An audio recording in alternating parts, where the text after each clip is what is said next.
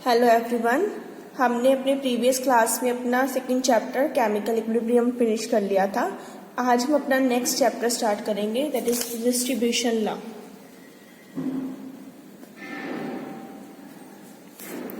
छोटा सा चैप्टर है और हमारे सिलेबस का लास्ट चैप्टर है।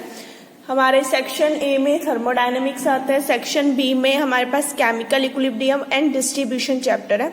तो अब हम सेक्शन बी का दूसरा पार्ट यानी डिस्ट्रीब्यूशन स्टार्ट करेंगे। ठीक है, अभी डिस्ट्रीब्यूशन क्या होता है? डिस्ट्रीब्यूशन के लिए सबसे पहले हमें टर्म्स, डिस्ट्रीब्यूशन ला करने के लिए सबसे पहले टर्म समझनी पड़ेगी कि व्हाट इज डिस्ट्रीब्यूशन। डिस्ट्रीब्यूशन क्या है? देखो, जब सॉलिड और लिक्विड को किसी एक मिक्सचर में ऐड करते हैं, मिक्सचर में ऐड मतलब करना, जैसे आप दो इमिसिबल लिक्विड्स को ऐड कर दो, ऑयल और वाटर। ठीक है, ऑयल और वाटर ऐड करोगे, ठीक है, तो ऑयल और वाटर के अंदर हम दो मिक्सिबल लिक्विड के अंदर एक सॉलिड ऐड कर दें। फॉर एग्जांपल, जैसा आप लैब में करोगे, आप क्या करोगे, आयोडीन के जो मिक्सचर है, आयोडीन को लोगे, आयोडीन को मिक्सचर को आप डालोगे एक CCl4 और वाटर। जैसे ऑयल वाटर है ना, ऐसे CCl4 और वाटर है, ये दोनों एक दूसरे में इनमिसिबल है। आपको अलग अलग लेयर दिखेगी, CCl4 की लेयर अलग दिखेगी और वाटर की लेयर अलग दिखेगी। इसमें हमने क्या डालना है, आयोडीन डालना है, जिसका कुछ पार्ट तो इसमें सॉल्युबल हो जाएगा, कुछ पार्ट इसमें सॉल्युबल हो जाएगा। ठीक है, या फिर आप कह सकते हो वाटर की जगह आप यहाँ सक्सेनिक एसिड भी ले सकते हो। ठीक है, उसको आपने डालना है, यानी दूसरा एक एग्जांपल ये हो गया। एक एग्जांपल आप ये कर सकते हो कि जो हमारे पास सक्सेनिक एसिड आता है, इसको आप डाल लोगे ईथर एंड वाटर में। ईथर एंड वाटर दोनों की एक इमिसिबल लेयर है, ईथर की लेयर अलग दिखेगी आपको, वाटर की लेयर अलग दिखेगी। उसके अंदर आप सस्टेनिक एसिड डालोगे, जो दोनों में क्या होगा, मिसिबल होगा। ठीक है, मीन्स हम एक सॉलिड की बात कर रहे हैं, वो सॉलिड क्या कर रहा है, अपने आप को डिस्ट्रीब्यूट कर रहा है बिटवीन द टू लिक्विड्स। ये दो लिक्विड्स हो गए ना, अलग अलग लिक्विड्स विच आर इमिसिबल। हमें मिसिबल नहीं लेने, हमें कैसे लिक्विड लेने, हमें लेने इमिसिबल लिक्विड्स, इमिसिबल जो एक दूसरे में नहीं होंगे। तो ये सॉलिड अपने आप को डिस्ट्रीब्यूट कर रहा है बिटवीन दीज टू लिक्विड्स। ठीक है, इसे हम बोलते हैं डिस्ट्रीब्यूशन। ये चीज होती है एट कांस्टेंट टेम्परेचर। टेम्परेचर क्या होगा, इस पूरे के लिए हम क्या करेंगे, कांस्टेंट रखेंगे। इसे हम बोलते हैं डिस्ट्रीब्यूशन। सबसे पहले इसे जो स्टडी किया था वो 1872 में स्टडी किया गया था। वो स्टडी किया था बेरनोट ने, सबसे पहले इसने स्टडी किया था। ठीक है, बट बेरनोट ने सिर्फ छोटा सा हमें बता दिया कि क्या डिस्ट्रीब्यूशन होता है, किस तरह एक सॉलिड अपने आप को दो इमिसिबल लिक्विड में डिस्ट्रीब्यूट कर सकते हैं। बट इसी चीज को फर्दर एक्सप्लेन किया था नर्नेस्ट ने 1891 में, नर्नेस्ट। इसीलिए हम बोलते हैं इसे नर्नेस्ट डिस्ट्रीब्यूशन लॉ, क्योंकि सारा जो एक्सप्लेनेशन दिया वो नर्नेस्ट ने दिया, इसलिए बोलते हैं नर्नेस्ट। हो क्या रहा है, डिस्ट्रीब्यूशन, तो ये बन गया नर्नेस्ट डिस्ट्रीब्यूशन लॉ। ठीक है, अब नर्नेस्ट डिस्ट्रीब्यूशन लॉ क्या है, अब इसकी बात करते हैं। अब मैंने क्या करना है, दो लेयर्स बनानी है, दो अलग अलग लिक्विड्स की। तो मैं ऐसे ही ले लेती हूँ दो सॉल्वेंट्स। लेट मेरा एक सॉल्वेंट ए है और दूसरा क्या है, B. Solvent A and B. ठीक है, और जिसने डिस्ट्रीब्यूट करना है वो क्या हो गया, एक्स, जो मेरा सॉलिड है, जिसको इन दोनों में डिस्ट्रीब्यूट होना है। लेट इसकी जो कंसंट्रेशन है वो C1 ले लो, इसकी जो कंसंट्रेशन है वो C2 ले लो, अलग अलग कंसंट्रेशन के। तो एक लेयर्स का सिस्टम बना लेते हैं हम यहाँ पे, ये मैंने बनाया। ठीक है, इधर मेरा सॉल्वेंट ए है जिसकी कंसंट्रेशन है C, और इधर मेरा क्या है, सॉल्वेंट B जिसकी कंसंट्रेशन कितनी है, C2। अब मैंने एक सॉलिड डालना है X, X ने अपने आप को क्या कर दिया, इन दोनों के बीच में डिस्ट्रीब्यूट कर दिया। ठीक है, तो यहाँ पे एक सॉलिड X है जो डिस्ट्रीब्यूट हो गया between the two immiscible layers of solvent A and B। ठीक है, तो यहाँ पे हम लॉ को कैसे डिफाइन करेंगे, Nernst distribution law. It is state as a solute, ये सॉल्यूट हो गया ना, ये सॉल्वेंट हो गया।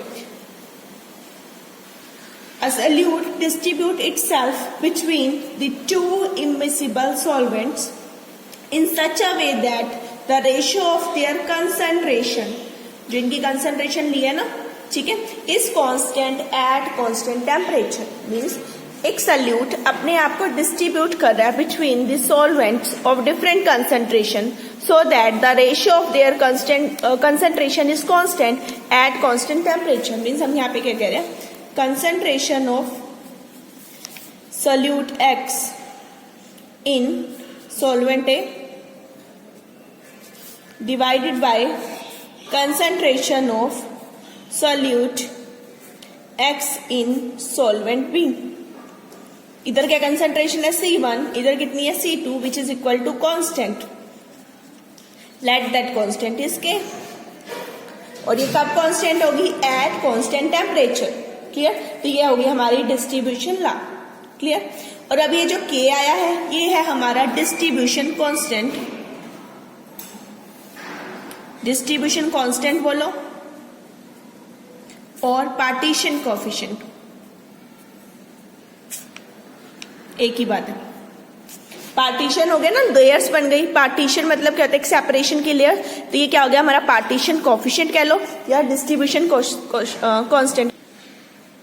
तो ये हमारे पास आ गए नर्नेस डिस्ट्रीब्यूशन लॉ, जिसके अकॉर्डिंग क्या है? कंसंट्रेशन एक सॉल्वेंट में और divide by concentration other solvent में, तो उनका जो रेशियो होएगा वो हमारे पास क्या होगा? कांस्टेंट। उस कांस्टेंट को हमने के नाम दिया। के हमारा क्या होगा? डिस्ट्रीब्यूशन कांस्टेंट या फिर पार्टीशन कोएफिशिएंट। ठीक है, ये तो होगी हमारी नर्नेस लॉ। अब इस नर्नेस लॉ की कुछ वैलिडिटी भी होगी, अब वो वैलिडिटी चेक करते हैं।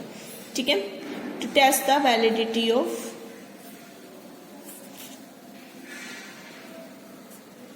नर्नेस डिस्ट्रीब्यूशन लॉ।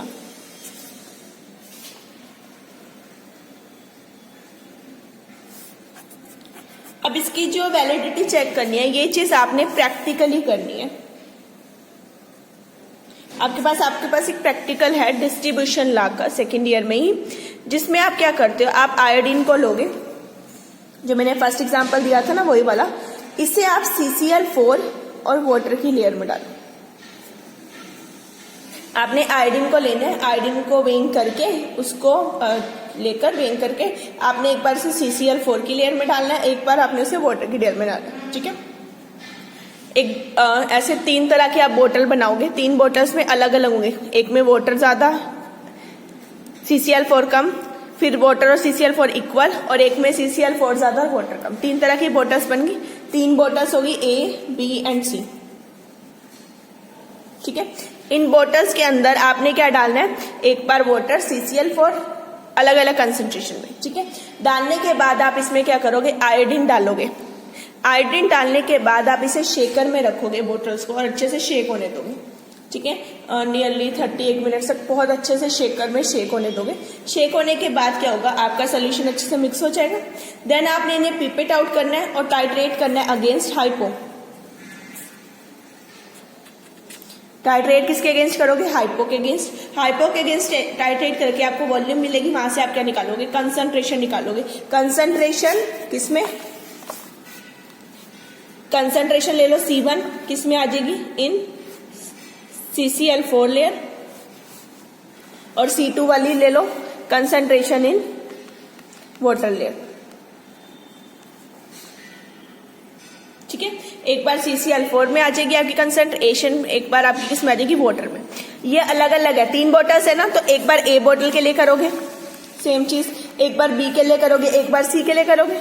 ठीक है, फिर आप यहाँ पे K निकालोगे। K क्या होता है हमारे पास? C1/C2।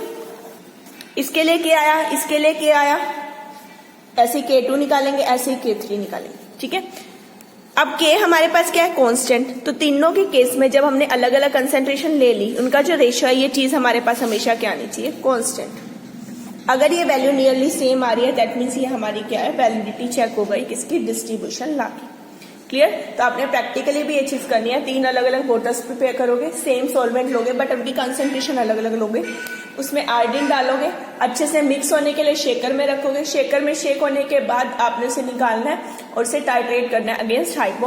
वहां से वॉल्यूम आएगी, उसके कॉरेस्पॉन्डिंग कंसंट्रेशन, और वहां से उनकी रेशियो निकालोगे। इससे हमारी क्या चेक हो जाएगी? वैलिडिटी किसकी? डिस्ट्रीब्यूशन लॉ की। ठीक है, अब कुछ कंडीशंस हैं under which this law is valid. तो अब इनकी कंडीशंस की बात करते हैं कि डिस्ट्रीब्यूशन लॉ किन किन कंडीशंस में वैलिड है। पहली चीज हमने शुरू में ही बोला कि टेम्परेचर क्या होना चाहिए? कांस्टेंट। तो फर्स्ट चीज आती है कि जो टेम्परेचर है वो क्या होना चाहिए? Constant. Through out the experiment आप टेम्परेचर नहीं चेंज कर सकते कि कहीं हीटिंग कर ली, कहीं कूलिंग कर ली, ऐसा नहीं।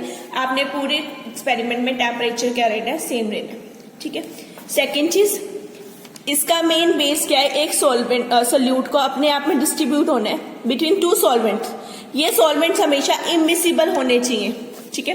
तो जो दो लिक्विड्स हम चूज करेंगे, 2 लिक्विड्स मस्ट बी इमिसिबल। वो मिसिबल नहीं ले सकते कि थोड़े से मिक्स हो गए, नहीं वो नहीं चलेगा, आपको पूरे इमिसिबल ही चूज करने, ठीक है। थर्ड, जो हमने सल्यूट ऐड करना है, सल्यूट ना जिसने अपने आप को डिस्ट्रीब्यूट करना है इनके बीच में, solute must be solute added should be small.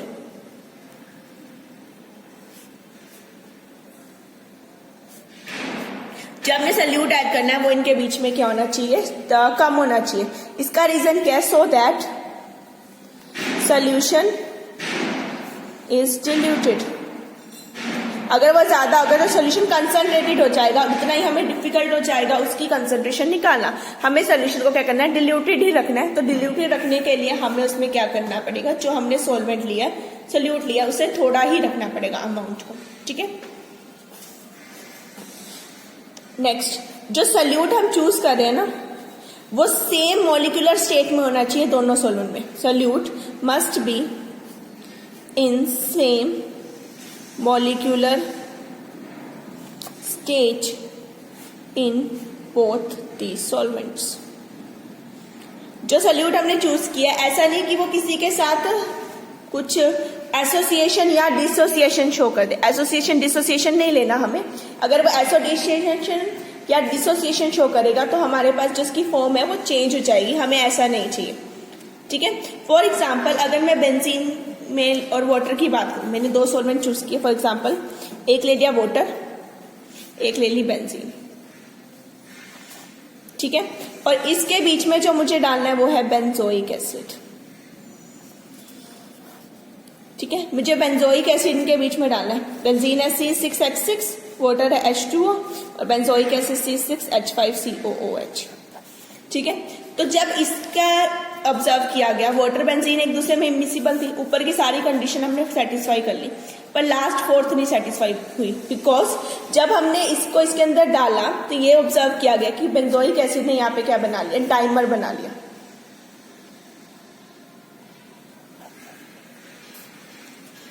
ठीक है। तो यहाँ पे इसने क्या बना दिया, डाइमर की फॉर्मेशन कर दी।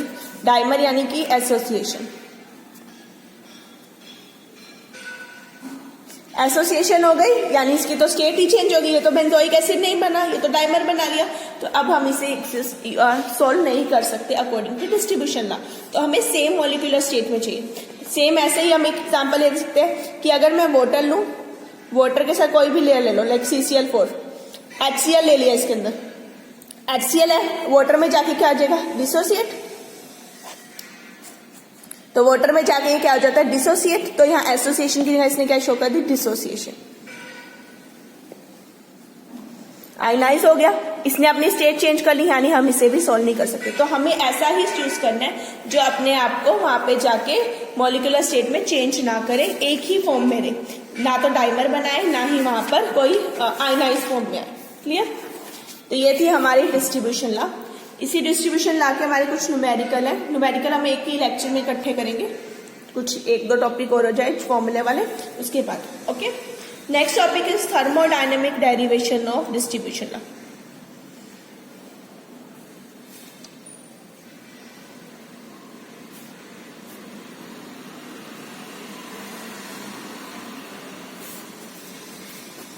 अब थर्मोडायनेमिक डेरिवेशन की बात करते हैं। थर्मोडायनेमिक डेरिवेशन हमने यहाँ पे क्या लिया है, डिस्ट्रीब्यूशन लॉ के लिए 2 इमिसिबल लिक्विड्स लिए हैं, जिनके बीच में एक सल्यूट अपने आप को क्या करेगा, डिसॉल्व करेगा। कुछ उस पार्ट में चला गया, कुछ इस पार्ट में चला गया, मीन्स उनके बीच में क्या एक फेस ऑफ इक्विलिब्रियम है। अब फेस ऑफ इक्विलिब्रियम एग्जिस्ट कर रहा है, ठीक है, यानी उनका जो केमिकल पोटेंशियल होगा दोनों फेसिस के बीच में क्या होना चाहिए, सेम। केमिकल पोटेंशियल हमने पीछे केमिकल इक्विलिब्रियम वाले चैप्टर में पढ़ा ना, दैट इज म्यू। तो हम यहाँ सकते हैं म्यू इज इक्वल टू क्या होता है हमारे पास, म्यू नॉट प्लस RTLNA। अभी तक हम यहाँ P लेते थे, P बिकॉज गैसेस स्टेट, यहाँ सोल्यूशन है, सोल्यूशन की कंसंट्रेशन होती है, या क्या होती है, एक्टिविटी होती है। तो हम यहाँ क्या लेंगे, A यानी कि एक्टिविटी, ठीक है। सपोज करो एक लिक्विड है हमारे पास A और एक लिक्विड है हमारे पास B, जो 2 सॉल्वेंट लेने ना A एंड B। तो A के अंदर क्या आ जाएगा, म्यू A आ जाएगा, और B में क्या आएगा, mu B।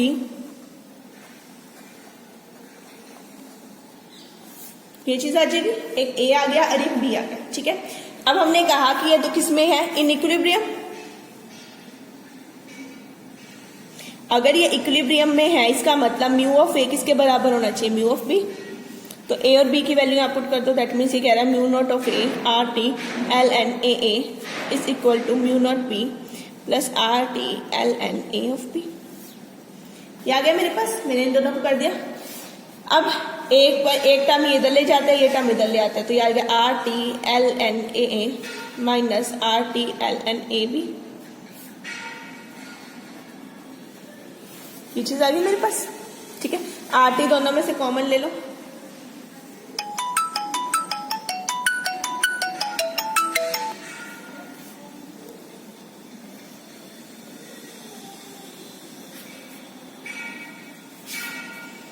Mu naught B minus mu not of A, ठीक है। तो यह जगह L N of A minus L N of A B is equal to R T को इसके नीचे लेंगे,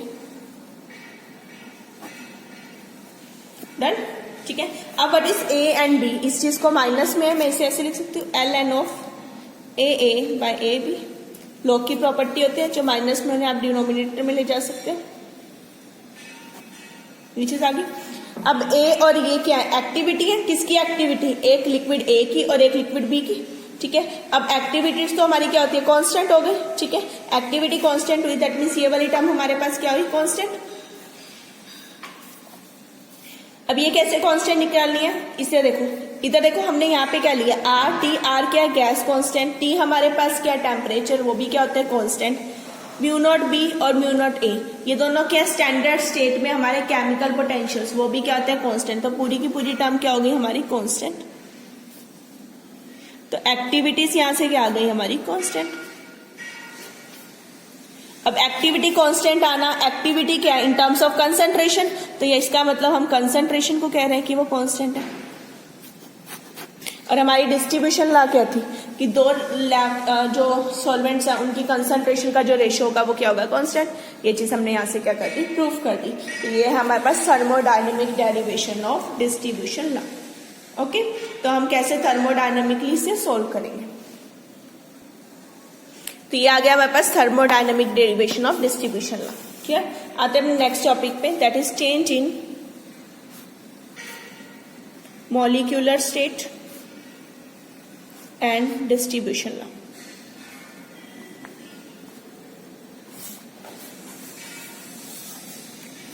अब बात करते हैं कैसे मॉलिक्यूलर स्टेट चेंज होती है और डिस्ट्रीब्यूशन लॉ। अभी मैंने पीछे एक जब कंडीशंस की बात की थी तो उसमें फोर्थ पॉइंट था कि जो ऐसा सॉल्यूट चूज करें जो अपनी मॉलिक्यूलर स्टेट चेंज ना करे, यानी कि डाइमर ना बनाए, एसोसिएशन या डिसोसिएशन ना शो करे। तो अब हम इन्हीं की बात करते हैं, ठीक है। तो हमें यहाँ पर मॉलिक्यूलर स्टेट को चेंज नहीं होने देना। तो हमारे पास दो तरह के केस आते हैं, या तो वो क्या कर सकते हैं, एसोसिएशन, जैसे मैंने यहाँ पे कहा ना, जिसे बेंजीन ने एसोसिएशन शो करी, ठीक है, तो यहाँ पर डाइमर बन गया। और दूसरा केस था जो HCl वाला, इसने डिसोसिएशन शो करी, तो यहाँ पर ये फॉर्म आ गई। तो मेरे पास दो केसेस बन गए, ठीक है। तो पहले बात करते हैं केस 1 की, जिसने क्या करना है, एसोसिएशन शो करनी। केस 1, जब solute, when solute undergoes association in one of the solvent। Solute क्या करेगा, किसी एक के साथ एसोसिएशन शो कर देगा, ठीक है। सपोज करो X मेरे पास सल्यूट है, ठीक है। जब वो फर्स्ट के अंदर गया तो उसके N मॉलिक्यूल थे, जिसने एसोसिएट कर लिया दूसरे फेस में जाकर, ठीक है। जैसे मैंने डाइमर बनाया था ना, बेंजोइक एसिड डाइमर, मतलब दो मॉलिक्यूल, ऐसे ट्राइमर बना सकते हैं, ऐसे टेट्रामर बना सकते हैं, डाइमर टेट्रामर किसी भी फॉर्म में। हमारे पास ये आ सकता है, डाइमर बना लिया, टेट्रामर बना लिया, यानी कि वो XN लिख सकती हूँ, N कैन बी 2, 3 कुछ भी हो सकता है, ठीक है।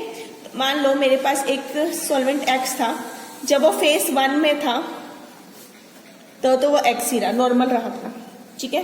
पर जब वो फेस 2 में गया, फेस 1 से फेस 2 में गया, तो मैंने N मोल डाले थे, उसने क्या बना लिया, XN। ये आ गया मेरे पास। इसी चीज को मैं यहाँ पे ऐसे दिखा सकती हूँ,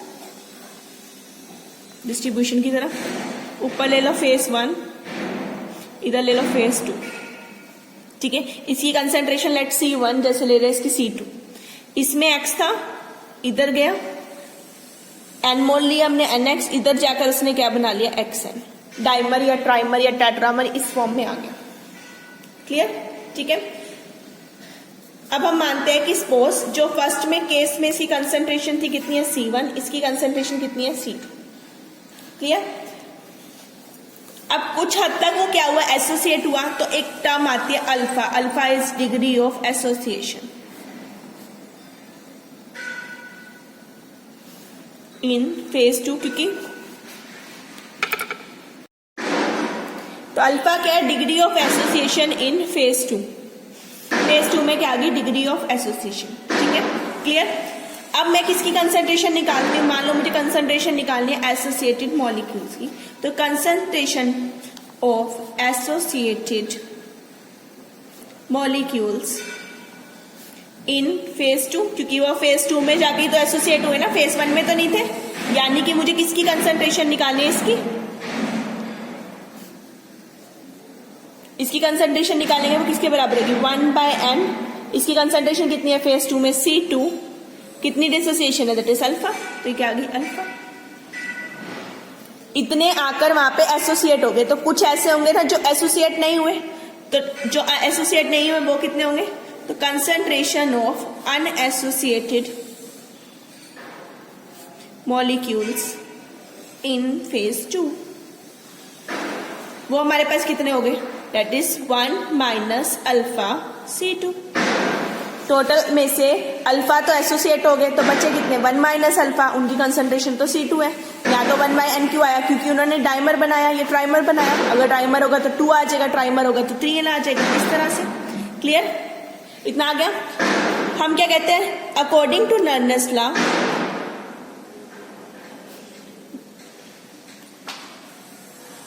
नर्नेस लॉ के अकॉर्डिंग क्या है, इनका रेशियो मीन्स एक में कंसंट्रेशन क्या है डिवाइड बाय सेकंड में जो कंसंट्रेशन है वो क्या आ गई, कांस्टेंट। मीन्स मैं कह रही हूँ concentration of X in phase 1 divide by concentration of X in phase 2, वो क्या आनी चाहिए, कांस्टेंट। फेज 1 में कंसंट्रेशन कितनी है C1, फेज 2 में ये तो हमारे किसी काम के नहीं, क्योंकि ये तो एसोसिएट हो गए, बच्चे कौन से हैं, ये वाले, तो बची हुई कंसंट्रेशन तो ये है, ये आ गई 1 माइनस अल्फा C2, ये किसके बराबर है, कांस्टेंट। क्लियर, आगे इतना, ये तो मैंने इसके ऊपर अप्लाई किया। अब मेरे पास एक ये भी तो है ना फेज 2 वाला, फेज 2 में भी तो हो रहा है, कुछ एसोसिएट हो रहा है, कुछ डिसोसिएट, तो मैं इसे इक्विलिब्रियम 1 और इसे इक्विलिब्रियम 2 नाम दे रही हूँ, ठीक है। तो ये किसके लिए था, फॉर इक्विलिब्रियम 1, ये इक्विलिब्रियम है। क्लियर, अब बात करते हैं फॉर इक्विलिब्रियम 2 के लिए।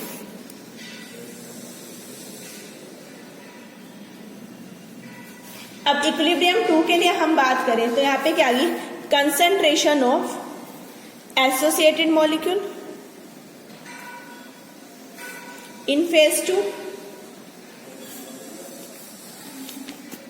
ठीक है, divide by concentration of normal molecules in phase 2 raise to power n। ये कैसे आया, यहां से देखो, मैंने NX चेंजेस इनटू XN ये किया, ये मेरा रिएक्टेंट है, ये प्रोडक्ट है। अब इस पे डिस्ट्रीब्यूशन ला नहीं लग सकती, इस पे कौन सी लॉ लगी है, लॉ ऑफ केमिकल इक्विलिब्रियम, जो पीछे पड़ी है। उसके अकॉर्डिंग क्या, concentration of product divide by concentration of reactant, each raise to power their coefficient is equal to constant. तो मैंने ये तो किया, कंसंट्रेशन ऑफ एसोसिएटेड मॉलिक्यूल, ये associated molecule in phase 2 divide by concentration of normal molecule each raise to power n, क्योंकि n दिया हुआ है मुझे, इज इक्वल टू क्या आ जाएगा, कांस्टेंट। ये मैंने पीछे निकाली है 1/n C2 अल्फा थी, पीछे देखना चेक करके अपना हमने निकाला, ये कितनी थी हमारे पास, 1 minus alpha C2 raise to power n, ये किसके बराबर है, कांस्टेंट। डन। अगर मैं n की पावर है तो nth रूट ले लूं, जैसे स्क्वायर होता है तो स्क्वायर रूट ले लेते हैं, तो ये आ जाएगा 1/n C2 alpha upon 1 minus alpha C2। अब देखो n क्या है, कांस्टेंट, इधर भी कांस्टेंट है तो इधर जाके यहाँ पे फिर से ये क्या जगह कांस्टेंट, तो n मैंने यहाँ से खत्म कर दिया because n is constant. n क्या है, नंबर तो मुझे फिक्स ही रखने हैं तो वो क्या है कांस्टेंट। nth पावर ले ली तो इसका रूट आ गया, यहाँ से खत्म हो गया, वो तो फिर भी क्या रहेगा, कांस्टेंट रहेगा। डन, आ गया हमारे पास ये, एक हमारे पास ये है और एक हमारे पास ये है। मार्क पिछली वाली क्वेश्चन को 1 मार्क करो, ये जो लास्ट में आई थी इसको मैंने 2 मार्क कर दिया।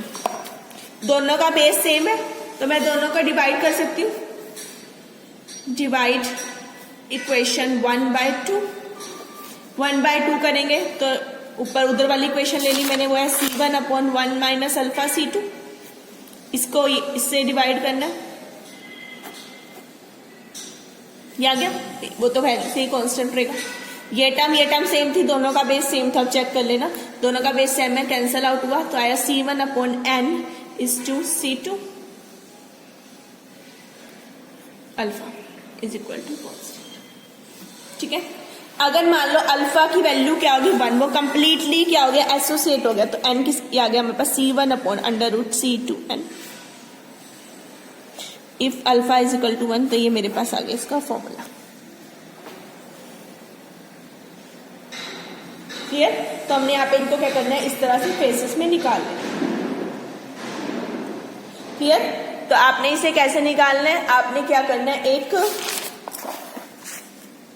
यहाँ पे लेना है एक ऐसा सॉल्यूट जो उसमें जाकर क्या जाए एसोसिएशन यानी कि डाइमर बना लेगा। डाइमर बनाएगा तो कुछ मॉलिक्यूल इकट्ठे हो गए, हमने n ले लिया, that can be 2, 3 dimer, trimer कुछ भी बना सकता है। तो इसकी कंसंट्रेशन कितनी है 1/n C2 अल्फा, जो एसोसिएट हो गए, जो बचे हुए हैं वो कितने 1 माइनस अल्फा C2। तो इन पे हमने अप्लाई किया तो अगर C1/1 माइनस अल्फा C2, क्योंकि बचे हुए पर अप्लाई होगा, एसोसिएटेड वालों पे तो अप्लाई नहीं हो सकता। और जो दूसरा इक्विलिब्रियम है वो कुछ ऐसा था, इस पे लॉ ऑफ केमिकल इक्विलिब्रियम लगाई, दोनों इक्वेशंस का बेस सेम किया, सेम करने के बाद जब हमने सोल्व किया तो हमारे पास ये रिजल्ट आया। क्लियर, तो ये इसमें आपने अगर एग्जाम्पल लेना है तो इसमें आप किसका एग्जाम्पल लोगे, आप एग्जाम्पल लोगे इसका benzoic acid in water and benzene.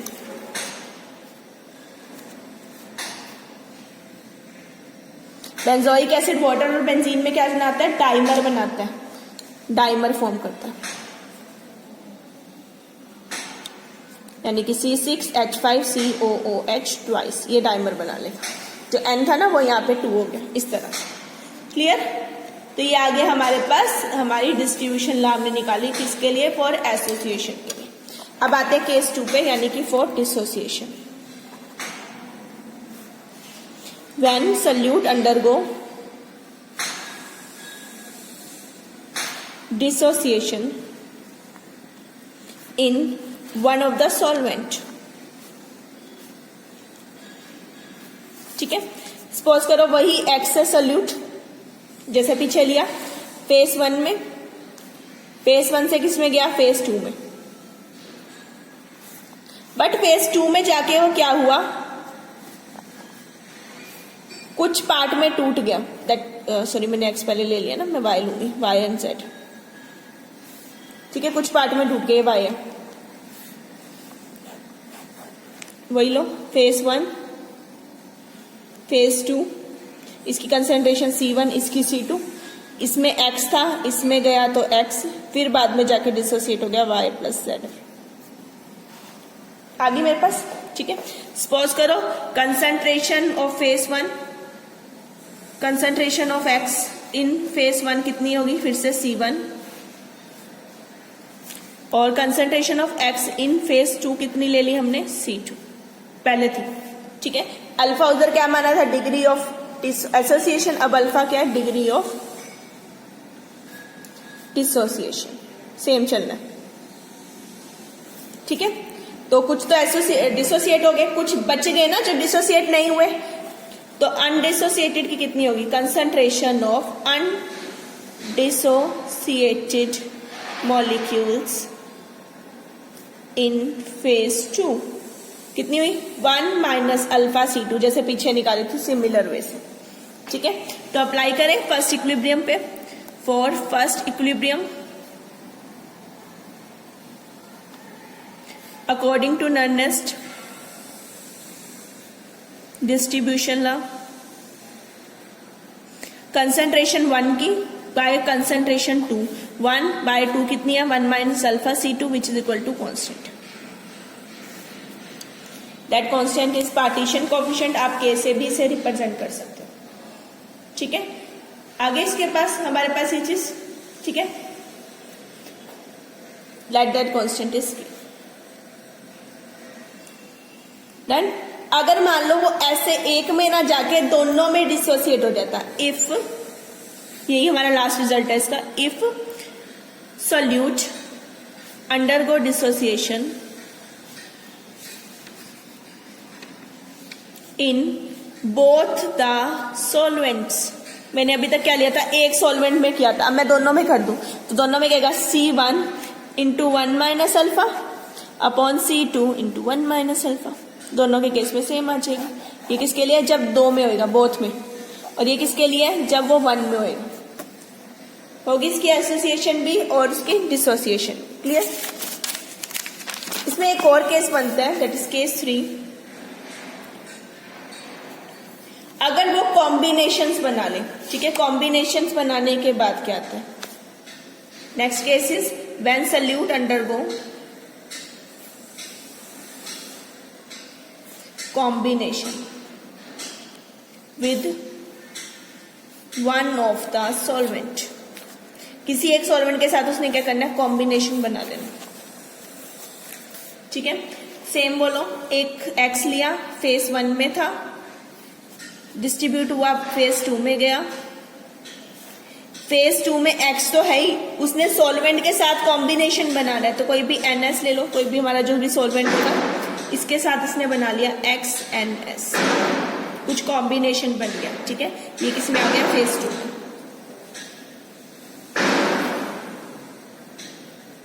इसे इस तरह से भी शो कर सकते हैं हम। पार्टीशन कैसे शो करेंगे, ये मेरा फेज 1 है, ये मेरा फेज 2 है, इसकी कंसंट्रेशन C1, इसमें कंसंट्रेशन हमने C2 लेनी है, पर कैसे लिखेंगे, X डिस्ट्रीब्यूट हुआ X, इसकी कंसंट्रेशन C1, इसकी कंसंट्रेशन यहाँ पे आई C2। ठीक है, प्लस NS, यहाँ का जो सॉल्वेंट है वो ले लिया, इसकी भी तो कुछ कंसंट्रेशन होगी, सॉल्वेंट है तो मैंने CS ले ली, सॉल्वेंट CS चेंजेस इनटू, ये क्या बन गया XNS, यहाँ पे इन्हें क्या बनाया, कॉम्बिनेशन, तो इसकी कंसंट्रेशन मैंने CC ले ली। ठीक है, अब कंसंट्रेशन क्या है, C1 क्या है मेरे पास, concentration of X in phase 1, ये तो नॉर्मल है। C2 क्या है, concentration of normal molecules of X in phase 2। What is CS, CS है कंसंट्रेशन ऑफ सॉल्वेंट, इसमें इन फेज 2। CC क्या है, कंसंट्रेशन ऑफ कॉम्बिनेशन, या फिर हम कह सकते हैं कंपाउंड मॉलिक्यूल, किसमें, इन फेज 2। ये भी किसमें, सारी फेज 2 में। ठीक है, डन। अब फर्स्ट इक्विलिब्रियम की बात करते हैं। For first equilibrium according to Nernst क्या होगा, C1 अपॉन C2, ये आएगा हमारे पास कांस्टेंट।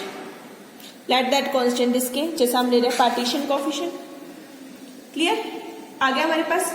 अब अप्लाई करते हैं हम सेकंड, इसकी बात करते हैं for second equilibrium. Second equilibrium में यहां लिख रही हूं, ये हमारे पास इसकी कंसंट्रेशन C2, इसकी CS और इसकी CC, ठीक है। तो इस पे क्या लगेगी, नर्नेस तो लग नहीं सकती, इस पे हम क्या लगाएंगे, law of chemical equilibrium.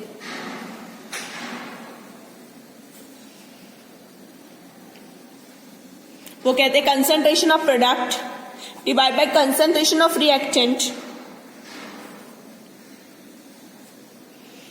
each raised to power their coefficient is equal to constant. That constant is K1. Concentration of product के जितने भी आएंगे उनका product divide by product of concentration of reactant each raised to power their coefficient. ये हमारे पास क्या नहीं थी, कांस्टेंट। क्लियर। इतना आ गया हमारे पास, तो हमने एक इक्विलिब्रियम पे ये लगा दी और दूसरे इक्विलिब्रियम पे ये लगा दी। अब इसी को सॉल्व करते हैं।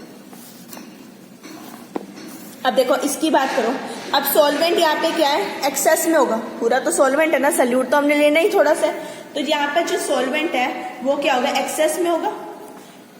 एक्सेस में है तो पहले मैं इस चीज का सकती हूँ, CC/C2 is equal to K1 into CS की पावर n। ये टर्म मैं इधर लेके चलेगी, ये जो नीचे वाली ये टर्म है मैं इधर लेके चली। अब देखो सॉल्वेंट क्या है, एक्सेस में, तो उसकी कंसंट्रेशन भी क्या होगी हमारे पास, ऑलमोस्ट कांस्टेंट हो जाएगी। कांस्टेंट होएगी तो ये भी कांस्टेंट, ये भी कांस्टेंट, दोनों का प्रोडक्ट हमारे पास क्या है, कांस्टेंट। कंसंट्रेशन ऑफ सॉल्वेंट क्या होगी, कांस्टेंट।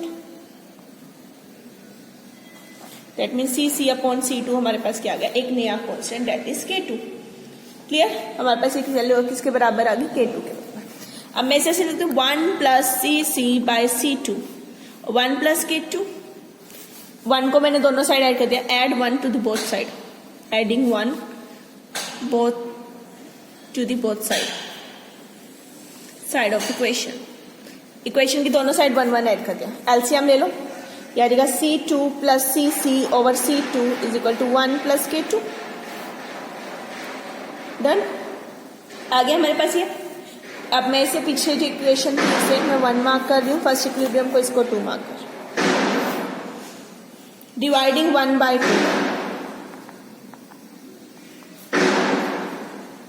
1 से 2 को डिवाइड, 1 क्या है, C1/C2, 2 कितनी है, C2, ऊपर आ गया C2 + C3, ये है K, ठीक है, और नीचे आ गया 1 + K। C2 cancel, base same था फिर से, तो अगर C1/C2 + CC is equal to K/1 + K2। What is K? K भी कांस्टेंट है, 1 K2 भी क्या है, कांस्टेंट, 1 भी क्या है, उसमें प्लस हुआ कांस्टेंट, तो ये सारी टर्म क्या है, कांस्टेंट।